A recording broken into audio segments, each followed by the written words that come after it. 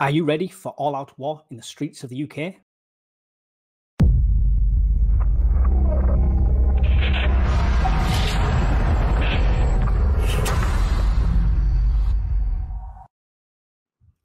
Time to think the unthinkable and consider UK conscription. That's from Britain's former top NATO commander, Sir General Richard Serif. He said that even if Russia is defeated in the war in Ukraine, they're going to remain determined to rebuild another empire, subjugate Ukraine, and then move on to other ex-Soviet countries, like NATO members. That could mean all-out war with Russia. A number of Northern European countries, including Sweden, already have a form of conscription in their armed forces. In Sweden and Norway, conscription is partial. Not everyone gets drafted, but it boosts the strength of a professional armed forces, which is often relatively small. Now, that's where the rumours started. So, the official standpoint is the government spokesman Max Blaine said the government has no intention of introducing conscription and the British military has a proud tradition of being a voluntary force. There are no plans to change that. For perspective, the British Army has fallen from 102,000 in 2006 to 74,000 today, and it's still falling fast. So, is there any foundation in these rumours? Could we be getting conscripted? Is there anything behind it at all? Well, yes. The UK's Defence Secretary has also warned that we need to be prepared for war. His words were, in his first major speech, Grant Shapps said the country was moving from a post-war to a pre-war world. Post-war to pre-war world. In the UK, national service ended in 1960, and with no plans to bring it back. However, a citizen army is what is on the agenda. So, what's a citizen army? Is that not just another name for conscription? Well, no. A citizen army is essentially a volunteer army in the UK. Any of these volunteers would be trained through what we would see as basic Phase 1 military training, just in case SHTF. And I'd like to think volunteers wouldn't be a problem, especially considering at the beginning of the First World War, 750,000 people volunteered to join the British Army in just 8 weeks. But I mean, this is a different generation.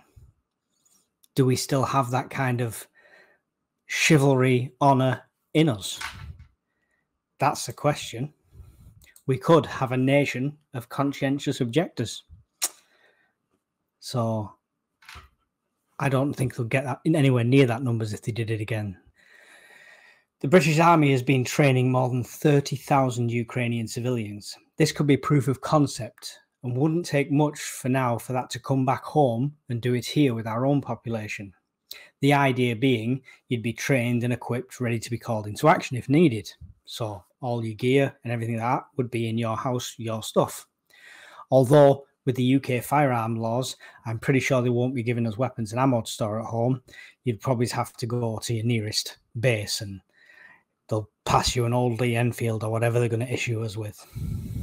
But I, for one, do support this idea. But again, is it needed? If they simply made it easier to join the reserves, this problem could solve itself, in my opinion. Since leaving the army, reserves has always appealed to me. But if I'm 100% honest, the joining route is as complicated and as strict as joining the regulars. And not only that, you have to try and do all that while juggling life, family, kids, job, etc. Yeah? Madness. So, Richie Sunak, if you're watching, just make it easier for people to join the reserves. Lower the bar a bit, get them through the door, get them training. If they're not up to par during the training process, you know what jobs they can do and not do. There's your volunteer army right there. And the fact that the reserves is paid, it's already incentivized, everything's good. Seems like you want to give every man and his dog a cost of living payment for energy prices. Well, you offer me that payment and I'll go and join your army. Not a problem for the reserves. But it's not that simple. It really isn't. I think the last time I went to join, I got through about 4 different stages, phone calls and stuff like that. I moved house. So it suddenly became a massive problem for them that I didn't want to go to this base. I wanted to go to the one that was closer to me. And that's a different person. That's a different recruitment method. It's like it's politics, internal politics going on. They couldn't just say, yes, you can sign up. Here's where you do your medical. Right, off you go. Here's where you report for your training. Right, off you go. What, you've moved house? Okay, instead of going your training there, go here. We'll let them know you come in. You think it would be that easy, but it really isn't. So, not conscription, allegedly, because we all know we can trust and believe the government, but potentially a citizen army. Would you volunteer? Let me know in the comments below. Don't forget to hit like and subscribe. And I must say, recently, I've gone from like 200 up to 500 in no time at all. You guys are awesome. Keep up the great work, and I'll see you in the next video. Bye.